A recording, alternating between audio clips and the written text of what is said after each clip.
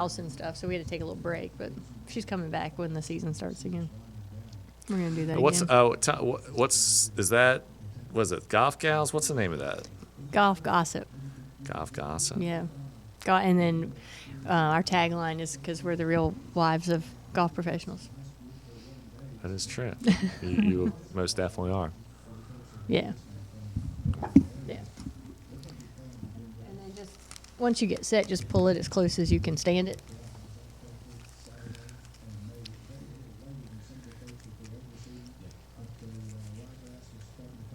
Oh, flip that one over. You got the other. There you go. You know, I used to Make get it paid to soft. do radio. Can you I believe was that? gonna say it's been a little while, but that's all right. Actually, I never really got paid. What in the world? There. Those are the ones I don't like. Okay, yep. Here. Don't mess up the hair. Yeah, what hair? Flip them down behind them. I'm not worried about my hair. The Godfather, we have to make and Jimmy Biggs, yeah, Hey, Jimmy's got nice hair. yeah. Yeah, and He has- he's still at the age where he needs the care. So. I think he has more hair products than I do. Jimmy's got good hair. Jimmy's got game. Check, check, check. Check, test. Oh, Ian Poulter. You think he ever knew he would be in the middle of such stuff? Although he was Jamie and I's first man up person. But anyway. That is so disappointing to Yeah. me. Well, I mean, I understand. Obviously, with Bishop, there was probably other issues, but the reaction from the PGA, this is the greatest scandal this is the biggest scandal in the 4 years history of the PGA. I'm like, really? I'm like, come on. I mean, can we get that stick out of our ass? I mean, can it be shoved any further up there? I mean, I understand that, but I mean, to come out with that was actually in the press. It was a press release. Forget exactly how it was worded. It was the something in the 94, the biggest scandal or I mean, come on. I still don't know what was more offensive to little girls or to Poulter, to be honest with you. Yeah. Yeah. I mean, although I don't have a problem with Poulter. He's a great player. He's fine.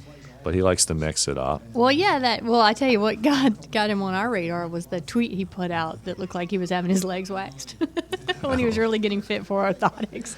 That was but he never would clarify what he was doing. That was funny. I thought that was funny.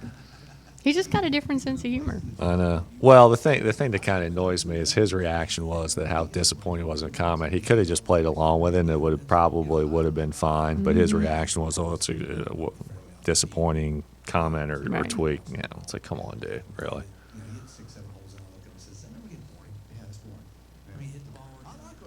2 minutes. Very cool. And the only other thing we try not to do is time and date stamp these by talking about the tournament that's going on now, and because we do play it the whole month. Right. And so if someone's listening on the fourth week, and they're like, "What tournament? It's not delayed," kind of thing. Sure. It's always gorgeous. It's always beautiful. Yeah. Yeah. Yeah. I normally don't. The weather, hey, I'm with I'm on the TMC and all that. It's always 75 and sunny, man. Always, especially today. Yeah. Yeah, right between 11:30 and 12.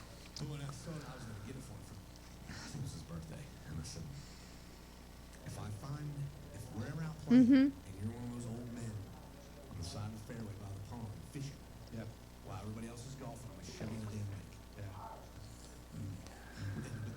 No. We have tea times this weekend. He did get a haircut. Ian Poulter. I don't even. Is this? I mean, No, it's stopped, the real tournament. Whatever they were. I just saw it only because I just saw it. that's what Pete. Do you know Pete Kenny? Mm-hmm. Last week he posted on Facebook. He goes, "Oh, 6 o'clock." He goes, "I just remembered that there was a golf tournament this week, right after watching football all day." And then, of course, we went back and forth. I'm like, "Yeah, season should end on Labor Day. Then do Ryder President's Cup second or third week, and then do a dash for cash in the silly season December." I mean, Right. I'm not into this wraparound deal at all, personally. But that's just me. All right.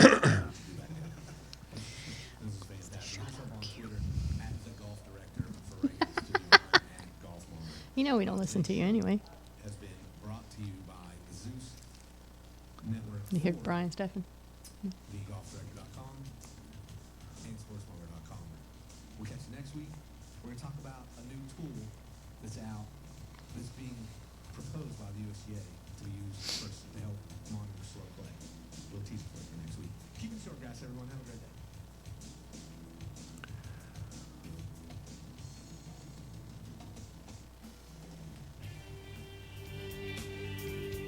Live from North Myrtle Beach, South Carolina, TGD Radio presents Tee It Up Grand Strand.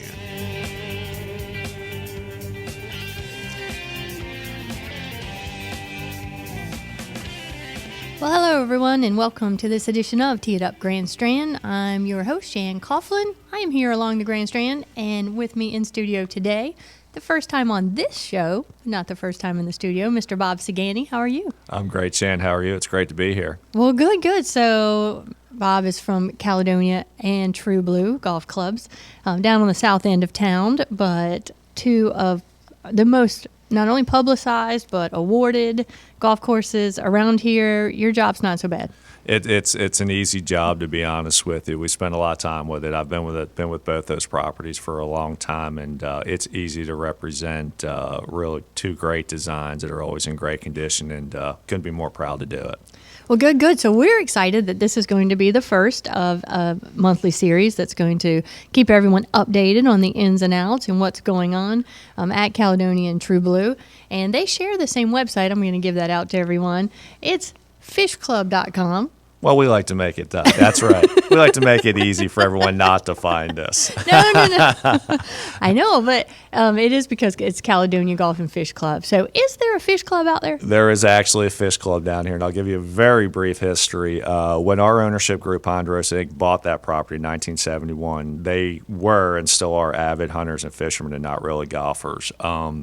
They were approached in the early 90s, thought they would make a fantastic piece of property for a golf course, which turned out to be the understatement of the century. Absolutely. So they bought in Mike Strand, and it was his first solo design. He had been working for Fazio and done some work for the Legends Group. So anyway, long story short is there's still what they call a fish shed down there. Now it's been gussied up over the years. It's a little nicer, but every Thursday, our ownership group and their friends and family, who hunt and fish that day, they meet back at the shed. It's probably about 30 Thursdays out of the year, 30 weeks. And they cook a little, and they drink a little, and they tell stories, and it's just good camaraderie. So they wanted to keep their heritage, which is they built that property to hunt and fish in the name. So there still is technically a fish club. It's technically not open to the public, although if anyone ever stumbles in through the door, they'll gladly have them and give them some nice fried fish and a little whiskey or something, and welcome them to Caledonia. Jeff, I think we know our next stumbling point. Yeah, there you go. I know the back way. I can get you in. Yeah, I know people there. We have people now. We have people there. I have to say, when I first moved to the beach, one of my first jobs was as a golf director for one of the resorts, and they said one of the first places you have to go play is Caledonia, and every hole on that course is absolutely gorgeous. There's one that aggravates me a little bit. That little par 3. But what a cool little challenging hole. It's very short, though. What was the thought behind that hole? I don't know what you're talking about. What par 3 could you possibly be talking about? We've never heard that. The infamous par 3. It is. Actually, of course, for those of you who are familiar with the property, you're talking about the 9th hole. And really the story behind that, Mike Strand, who's passed away several years ago, but he was an artist, and when they got in the golf business, the ownership group and Mike, they weren't thinking about a double tee scenario, or tournament tees, which is teeing off 1 and 10 here for those not familiar with that. So he just designed the golf course, the route 1 through 18. There wasn't any thought into, hey, let's have 9 and 18 be a great part, great par 4s, great par 5s. He was just with the space he had, and there wasn't a lot of space there, quite frankly, to fit. Now, I personally think it's a dynamite little par 3. I do understand groups that come down and we tee them off number 10, and maybe 9, especially for betting purposes and match play purposes and everything else. Your 9th hole as your finishing hole isn't your big dramatic par 4 Right. or your reachable par 5. But I know personally, when I used to play a lot of golf and played a lot of good golf, I look forward to 9 because you could really score 7, 8, 9, depending on pin placement. We've had tons of hole ones there and lots of birdies. Now, of course, it is frustrating as heck when you make a double there. I understand. We all understand. Yeah. But that's the story behind that. It was a space constraint, and it really was, and there wasn't consideration given to a double tee setup. But still, the big tree in the background and the setting there is absolutely beautiful. As we went on, and then True Blue opened up a little bit later because it opened after Caledonia, had the opportunity to play there. I'm going to put you on the spot a little bit. Do you have a favorite hole at True Blue? I do have a favorite hole at True Blue, and it's not one that most people ever think of. I just personally really like it. It's the 13th hole. It's coming off there's 11, 12 runs along the road, and it's just tee off over a little ridge. It's a big wide fairway, which I always love holes with big wide fairways, and certainly True Blue has a lot of those. And then it's just an interesting green that sets back down into a hillside, and I've just always just really liked it in particular. I mean, if you get a good tee ball out there, you're generally hitting a short iron in there. It's just one of my favorites. And then I back that up with the next hole, the 14th par 3, which probably has more teeing acreage for any hole. It could be the history of par 3s. I don't know. That's an undocumented statement, but there's about 9,000 pin placements and gosh knows how many acres. But it's an elevated space, and some say that some points out of True Blue are some of the highest points in Georgetown County, which is kind of interesting. So it's really 13 and 14, that mix right there. Yes, again, definitely must see. So for those folks who are listening to us from around the world who may not have been to Myrtle Beach yet, or even those who are in the Northeast area or Midwest looking forward to their spring trip, if they're thinking about Caledonia and True Blue, what would be the one reason or the main reason you would give them to come down and play those courses? Wow. Well, or 3. Well, right. I rarely stick to one thing, and it's rarely a short answer. The quality of the designs, the quality of the conditioning, but even though it's the same architect, it's really completely two different properties. They really are. Caledonia is just framed by live oaks throughout the property. It's a narrow route. It's not tight. Shorter design, par 70, still kind of unique in the fact it has 5 par 3s, 3 par 5s. Sort of more regarded as like a classic design, where now if you just go across the street, I mean, literally it's a street. It's Kings River Road, right? You have True Blue, where very few live oaks, just huge fairways, huge expanses, huge greens. We do have a lot of waste areas, but that's in lieu of generally a lot of water hazards and tight tree line. The summer fairways are 100 yards wide, so it's a little bit more modern design. And don't mistake that, folks, for wide open, easy. Yeah, that would be. That's true. It's wide open. There's a lot of room to move the ball side to side. I mean, there's 5 sets of tees at True Blue. True Blue, when it first opened up, did have the reputation of being a difficult golf course. Right. And the ownership recognized that right away after Mike's original design in 1998, and we did do some extensive renovation work to soften the property, changed the marketing a little bit. We kind of told everyone, hey, this is like heaven or hell, and kind of planted that seed in mind. This is really tough. But I will say this, and you can interview any of our members who've ever played any of the courses more than 2 times. They'll tell you that they always shoot better scores at True Blue than they do at Caledonia. Well, I was going to say, because a lot of times when we're talking big fairways and big greens, people tend to think, oh, that must be a course for maybe families or high handicap only, and certainly I know y'all welcome everyone out there, but it is a challenge for every level. But I will say, I think it's very women friendly too. Well, thank you for saying that. Really, and it's interesting you say that, because a golf course, well, just based on our tee yards, and of course we do put out junior markers in the summertime, but we're also a fun, loose golf course. We don't care where you play from. I mean, you want to tee it up in the middle, you can do whatever you want to do within reason, right? And we basic golf attire requirements, et cetera. But the golf course is from 4,900 all the way back to 7,200. And I will say this, we host a Division I tournament every year, co-ed tournament, where the men play every year. It's a golf week event, if I can say golf week on this network. Sure. But I mean, these are generally Division I teams, generally with rankings 80 and above. And these guys come and they tear the golf course apart. I mean, they go low from the back tees there. We had someone shot a 61. Wow. Excuse me, the new course record. A kid from Jacksonville State University shot 60 at True Blue in competition.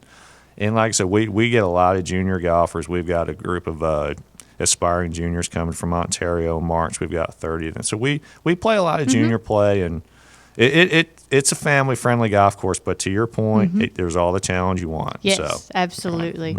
Absolutely. All right, so those are your reasons to come play there. Now I want to talk to you a little bit about golf, just in general. This area has been a mecca for golf for years and years and years, and there's been a lot of changes to the golf industry. What are you seeing? Just, you've been here a long time. What are you seeing with the golf industry here? And I mean, we still have a lot of people who come here to live, who come here for their golf vacations and their golf breaks. We've learned it's called over the pond. But what are your thoughts on what the golf industry is doing right now? Well, I have been here a long time, and I started back in the mid-'90s, which was the heyday for golf everywhere. Really. Oh, yeah, I moved here in 95. Right. It was rocking. It was rocking, including Myrtle Beach. I think the demise of golf, to a certain extent, has been, I won't say greatly exaggerated, but it's been exaggerated. It's just leveled off. I mean, there was a spike in players and everything else, and it's like anything else. It's kind of like the real estate, boom, bust, and everything else. I think golf went through the same thing. There's just too many golf courses for the amount of golfers there to play. I think to the credit of the Myrtle Beach area, I think the quality of golf is still excellent. I don't think there's any. It's still the most desirable place to come for golf vacations in terms of quality first, things to do off the golf course. And certainly I don't like to promote the value side of it because I think that, quote unquote, cheapens the product. That's a little easier for me to say because of the properties I represent. But, the quality golf, it's still, we have access to all the surveys and everything else. I mean, it's the best deal in golf for the quality in golf, variety in golf. To organizations' credits, they're looking at new things, hosting national events here instead of just a World Am once a year. Right. It's events throughout the year. So I think what you're going to see starting right now and going forward is Myrtle Beach golf really kind of recreate itself a little bit, if that's even possible. And we're still the number one destination in the world, but we're not gonna hang our hat on that. We're gonna try and improve the product. Well, and you bring up a good point though, and I love the word value versus inexpensive or cheap, if you will, because I think if someone goes out and pays $150, $250 to play a round of golf, and there's value in it, or if they pay $25 or $35 and feel there was value in that, it's appropriate. And we do have all those levels here, which I love because you can get whatever it is you're looking for in this area. And, sometimes even among the same family of properties. Yeah, and I totally agree. Again, it's the amount of things you can do off the golf course with your families and everything. Of course, sports tourism in general has gotten huge, and Myrtle Beach is going to grow. Right. And we talk about in our committees, and you and I and Jeff and everyone else, right? Well, let's recreate golf tourism in Myrtle Beach, right? Events and different types of events at different times of the year, and we're going to see that. And concepts like Top Golf and things like that. I'd love to see them come to this area and kind of bring something new to the marketplace. So, well, even you talked about junior golf, even like the PGA League and different things they're doing to bring or to keep the juniors interested in competing with all the other sports too, right? So there's a lot going on with those new programs. Last question before we run out of time here. You think Myrtle Beach will see the 6-hole golf rounds like we're starting to see in Arizona? 3-hole, 6-hole, play as many as you have time for scenarios? I don't. Well, let me say this. Let me qualify this statement. I don't because we're certain segments at certain times of the day, maybe. I think there's probably a local population that used to come here on a golf vacation that's moved here to play golf, maybe as they age or maybe as they're working. They don't have time for that. I can see a little bit of that. I don't see that being our core business because we're still a vacation destination. The reality situation is you and I are on a golf vacation. We're not going to go play 6 holes. Yeah, we got all the time in the world. Well, we're playing 18 holes, and hopefully all the time in the world is 4.5 hours. But Right. whatever, So I mean, we're gonna experiment with some 9-hole rates, et cetera, okay. at certain times of year, certain times at our property. But that's because we have a membership and an ownership group. But I don't see that becoming a big part of the business. Right. But again, it's something we should never say no to. Right. Well, it's been great having you. I can't believe our time's up already. It goes so fast. All right, let's tell everyone how they can get more information about Caledonia and True Blue. There's actually 3 websites you can go to. The easiest way to find us, you can go to fishclub.com. Of course, we have a toll-free number. It's 800-483-6800. Of course, Google searches for Caledonia Golf and Fish Club or True Blue Golf, or if we can add in Caledonia Golf Vacations, where we can tie it all together Absolutely. for you. Yeah. And of course, any other site, and you can find us through the Golf Director. through here. the Golf Director, of course. That was my next thing, and we're easy to find, and we'd love to have you. All right, Bob, we look forward to having you back and hearing more about what's going on at Caledonia and True Blue. Thanks, Thank Shan. you. This edition of Tee It Up Grand Strand has been produced and broadcast by the Zeus Radio Network for thegolfdirector.com. When visiting the Golf Director, don't forget to navigate over to our featured golf course pages, where you'll find up-to-date information about course conditions, specials, and much more. Especially check out the new Caledonia and True Blue golf pages. If you need help with your next golf vacation, give us a call at 844-GO-GOLF-1. That's 844-GO-GOLF-1, 844-464-6531. This is Shan Coughlin, and on behalf of Mr. Bob Saganti from Caledonia and True Blue, our producers, Mr. Jeff behind the glass, we thank you for tuning in. There's more TGD golf news and information coming up next. Don't go anywhere.